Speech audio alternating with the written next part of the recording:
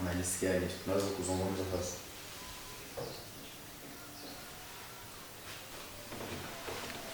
Clara,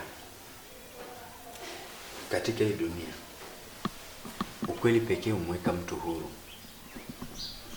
kwenye nafsi yake, mbele za watu na hata mbele za Mungu. Na ndio huo ukweli mimi nauhitaji hapa.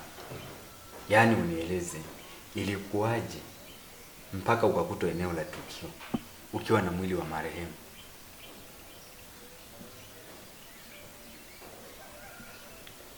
Sawa, nitakwambia kila kitu.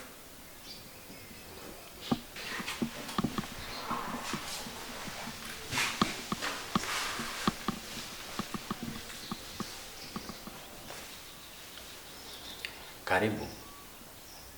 Najua unaweza, Clara.